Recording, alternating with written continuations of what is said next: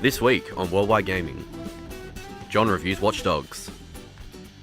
We look at the top 10 frustrating games. An interview at E3 on Arena of Fate. And jumping ahead to Gamescom 2014, Chris and I talk about Sunset Overdrive.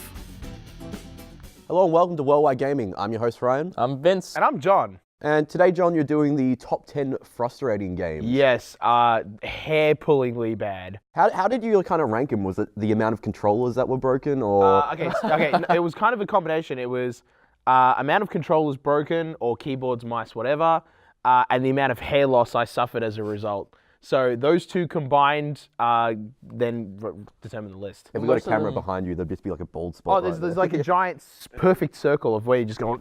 Were most of them like old school games? Yeah, well, some of them, yeah. Some of them are pretty old school, but most of them are actually kind of recent. Back then, they didn't really know the term OP, so... Yeah, that's right. But before that, we got to go to the forecast.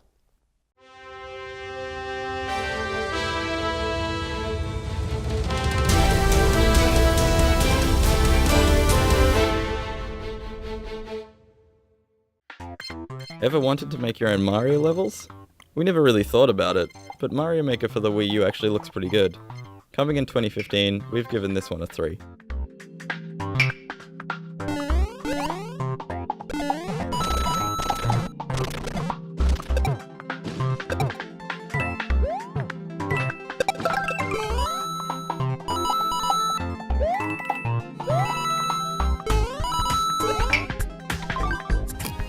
It's raining blocks once again in the upcoming Tetris Ultimate.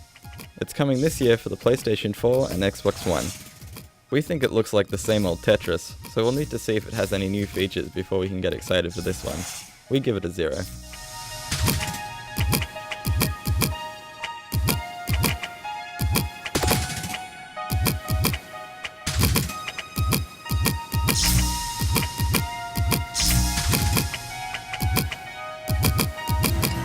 This sequel to 2006's Kirby Canvas Curse, Kirby and the Rainbow Curse, is looking slightly interesting.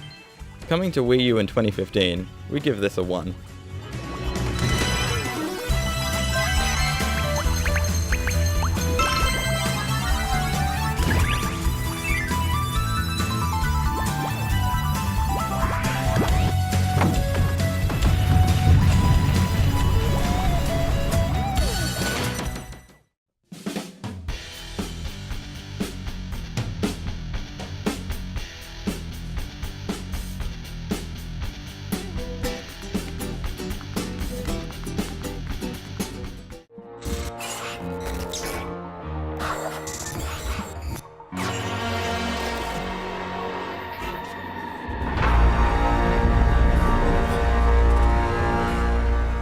Watch Dogs, an open-world game that'll have you playing as elite hacker Aiden Pierce, who has the ability to take down entire networks from his phone.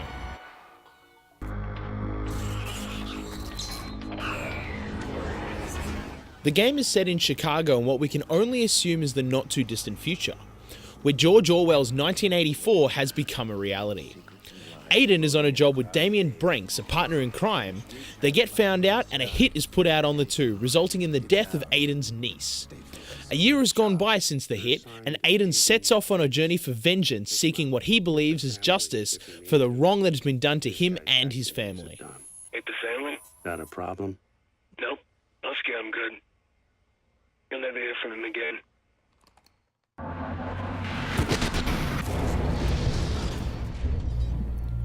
Aiden Pierce, a Robin Hood among men, or is he? Whether it be the main story or just casually roaming around Chicago, the game tries to make you subtly make moral choices in various ways. For example, saving someone from being mugged or choosing not to hack everyone's bank accounts with the simple press of a button. However, the game makes it too easy in that regard, as you can easily wipe people's bank accounts with no repercussions and no incentive for moral choices. Because you know that old saying, steal from the people with moderate income and give to myself, right?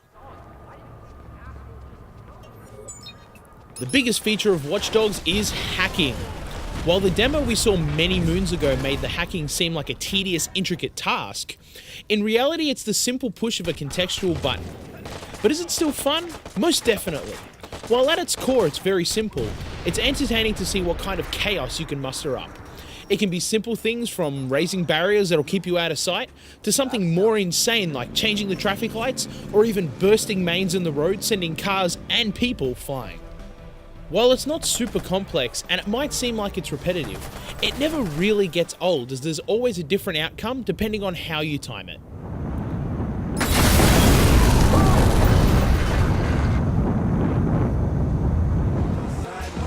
The authority in Watch Dogs seems somewhat broken, in the regard that I can mow down a row of people at a bus stop, taking out everything on the sidewalk in my car, and aside from my reputation bar going down slightly, nothing seems to occur.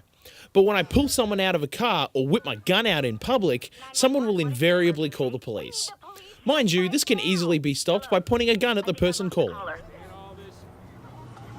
The biggest downfall to the game, at least on the PC version anyway, isn't actually in the game itself. It's none other than Uplay. While Uplay does get a lot of flack for not being Steam, this doesn't help its case. The syncing of saves only works half the time, if that, and makes it a tedious task to actually play the game.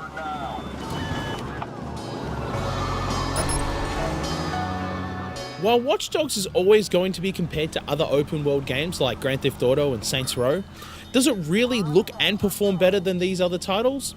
Yes and no. While on Ultra, Watch Dogs at times can look simply amazing, but at a cost. Even the most ridiculous of PCs struggle to run this game, as it appears to be poorly optimized. It also suffers from the uncanny valley effect, where the faces of certain characters will look really good, but then the eyes, of Aiden in particular by the way, draw away from what is not the same feel as the rest of the character model, which makes it look almost awkward.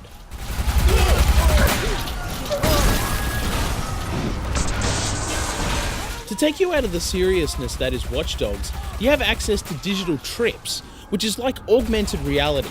You'll find yourself in a skewed version of Chicago doing the insane things you would normally just imagine doing. For example, driving a spider tank, annihilating absolutely everything in sight, or the madness trip that'll have you driving a car that looks like it's been directly ripped from Death Race, running over people and collecting their souls for a high score. While there's only a handful of these digital trips, they will further your gameplay, and give you that endless slaughter experience you want from an open world game. They could get repetitive, but you definitely get the feeling that the developers had fun making these mini games, and it shows.